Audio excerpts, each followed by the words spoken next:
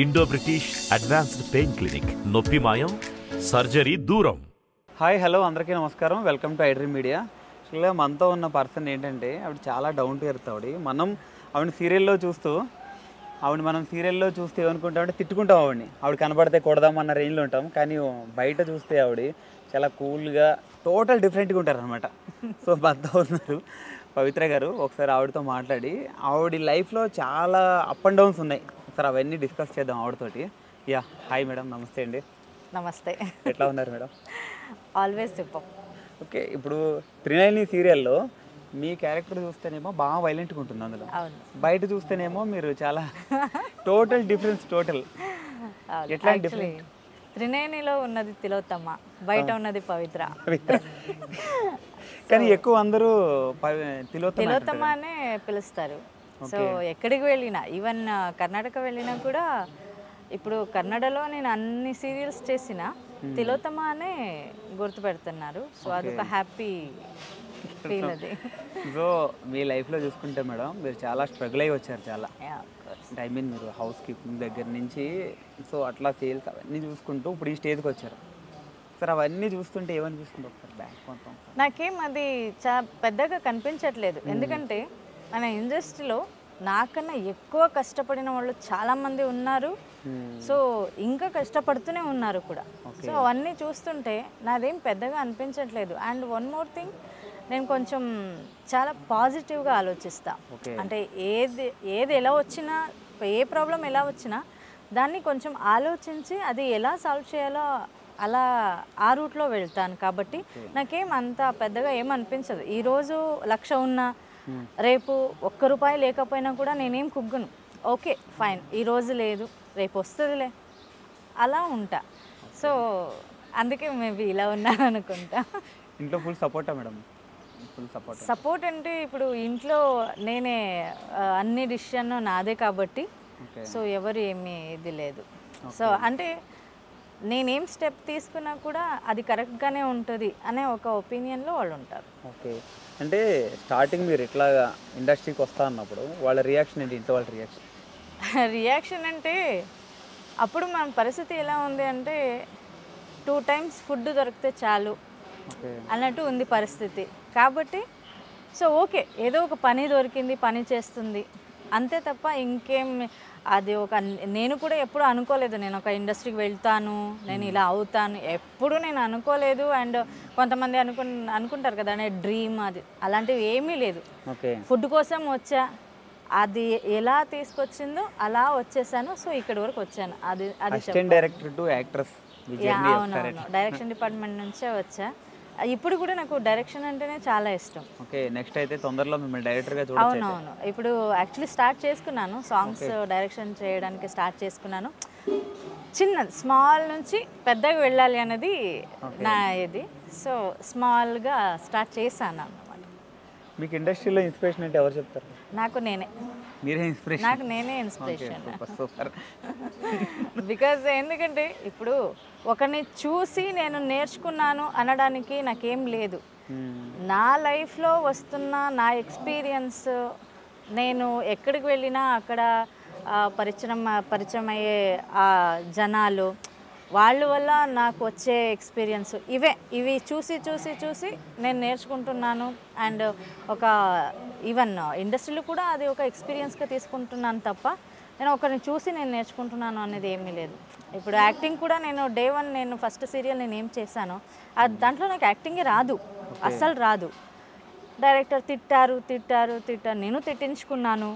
So అలా లేదు నేను చెయ్యాలి, నాకు నేనే ఏ క్లాస్కి వెళ్ళలేదు ఏం లేదు, నాకు నేనే మిర్రర్ ముందే నిలబడి యాక్టింగ్ నేర్చుకున్నాను. సో ఇలా నాకు నేనే అని చెప్పుకుంటాను. ఇప్పుడు మీరేమో షూట్కి ఇక్కడికి వచ్చి ఉంటున్నారు, పిల్లలిద్దరు ఇప్పుడు పెద్దవాళ్ళు అయ్యారు, వాళ్ళని వాళ్ళు చూసుకుంటారు. ఇప్పటి వరకు అమ్మ నాన్న చూసుకున్నారు, వాళ్ళ సపోర్ట్ ఉంది నాకు. సో ఇప్పుడు వాళ్ళని వాళ్ళే చూసుకుంటున్నారు. కాబట్టి నాకేం ఇప్పుడు వాళ్ళు చిన్నప్పటి నుంచి నాకేం అంత భారంగా ఫీల్ అవ్వలేదు, ఎందుకంటే నా అమ్మ నాన్న ఉన్నారు, వాళ్ళు చూసుకున్నారు. ఓకే, సో కాబట్టి ఇప్పుడు అంటే ఐ మీన్ పిల్లలకి మీరు పడిన కష్టం అది తెలుసు కాబట్టి పిల్లలకి నేనంటే ఏంటి, అండ్ లైఫ్ అంటే ఏంటి అనేది నన్ను చూసి పిల్లలు నేర్చుకున్నారు. లైఫ్లో ఎలా ఉండాలి, ఎవరితో ఎలా ఉండాలి అనేది పిల్లలు నన్ను చూసి నేర్చుకున్నారు. ఇప్పుడు అంటే మీ మదర్ గారు అమ్మ అంటే అందరికీ ఒక ఇన్స్పిరేషన్, ఒక ఎమోషన్. అవునవును. సో మీ అమ్మగారి నుంచి మీరు ఏం నేర్చుకున్నారు పిల్లలకేమో? అమ్మ నాకు ధైర్యం ఇచ్చారు. అమ్మ అంటేనే నాకు ధైర్యం. ఎందుకంటే నేను బిఫోర్ ఒక ఇంటర్వ్యూలో చెప్పాను, నేను యాక్చువల్లీ సూసైడ్ అటెంప్ట్ కూడా నేను చేసుకున్నాను, నేను లైఫ్లో నేను ఫేస్ చేయలేను అని. అప్పుడు నాకు ధైర్యం చెప్పిందే మా అమ్మ. ఎందుకు సూసైడ్ అటెంప్ట్ అంటే సమ్ టైమ్ ఏమైపోతుంది అంటే సమాజంలో ఒక ఆడపిల్ల ఒంటరిగా బ్రతకాలి అనుకుంటే మనం ఏం తప్పు చేయలేనా కూడా కొంతమంది ఏమంటారు, తప్పు చేశారు ఏదో అలా ఇలా మాట్లాడతారు కదా. సో అలాంటివి ఫస్ట్ టైం విన్నప్పుడు అప్పుడు అలా అనిపించింది నాకు.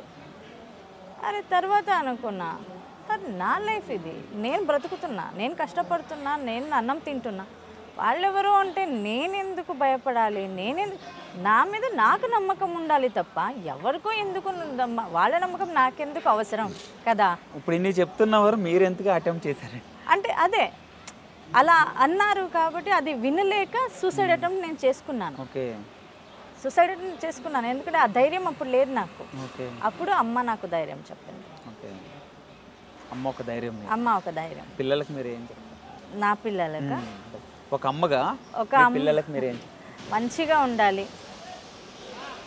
ఎవరైనా కష్టం అని మీ దగ్గరికి వస్తే మీ చేతులు ఎంత అవుతుందో అంత హెల్ప్ చేయండి, అది డబల్ మీకు రిటర్న్ వచ్చేస్తుంది, తిరిగి వస్తుంది. అది నేను పిల్లలకి నేర్పించింది అయితే ఇదే. వాళ్ళు ఫ్రీడమ్లో వాళ్ళు ఉంటారు, వాళ్ళు డిసిషన్ వాళ్ళే తీసుకుంటారు. అంటే ఆ డిసిషన్ కరెక్టా రాంగా అనేది నన్ను అడుగుతారు. అది కరెక్ట్ అంటే కరెక్ట్, రాంగ్ అంటే రాంగ్. సో పిల్లలకి ఫ్రీడమ్ ఇవ్వాలి, కానీ మొత్తం ఫ్రీడమ్ ఇవ్వడం కూడా తప్పే. కానీ ఎంతవరకు ఇవ్వాలో అంతవరకు ఇవ్వాలి. వాళ్ళని మీరు ఇలా ఉండాలి అని చెప్పడం వరకు అంతే. నేను అలా ఉంటానా లేదా అనేది వాళ్ళది. మీ లైఫ్ ఒకసారి వెనక్కి తిరిగి చూసుకుంటే మేడం, మీ లైఫ్లో మీకు ఏది ఈజీగా రాలేదు. అవును, అన్నీ మీరు కష్టపడే తెచ్చుకున్నారు అన్నీ. సో ఆ స్ట్రగుల్స్ అవి చూస్తుంటే చాలా ప్రౌడ్గా ఫీల్ అవుతాను నేను చాలా. ఎందుకంటే ఏ సపోర్ట్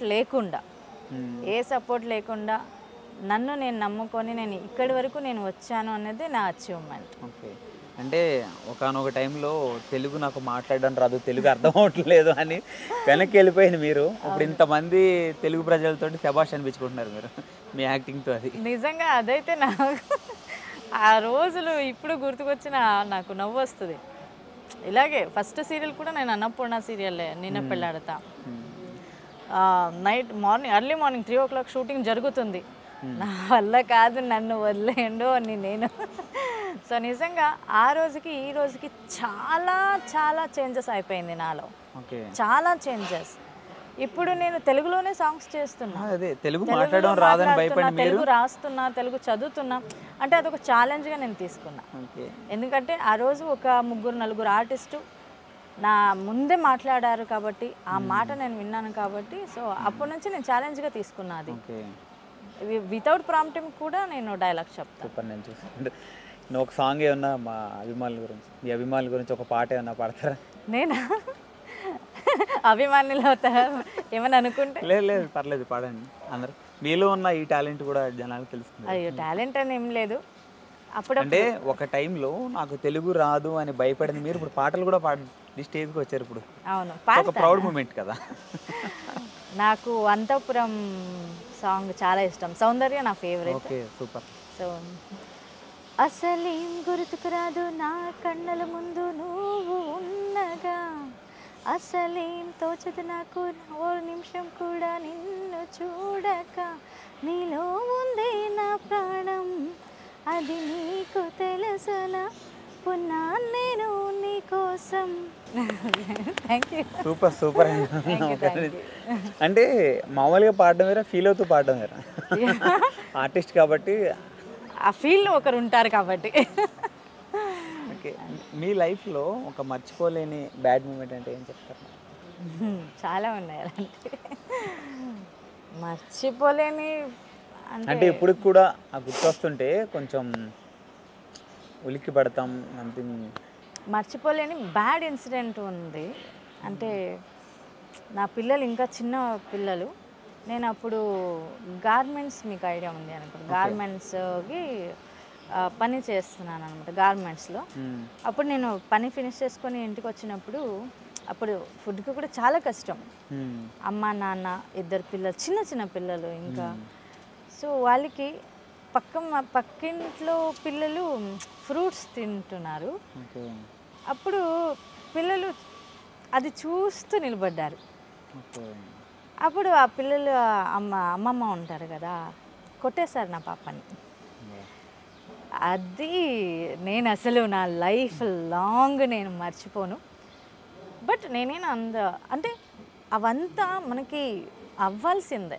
అలాంటి ఇన్సిడెంట్స్ జరిగితేనే మనకి అలాంటి దెబ్బ పడాలి. అందుకే నేను ఈరోజు మా పిల్లలు ఇప్పుడు ఏం కావాలన్నా తింటారు అంతే.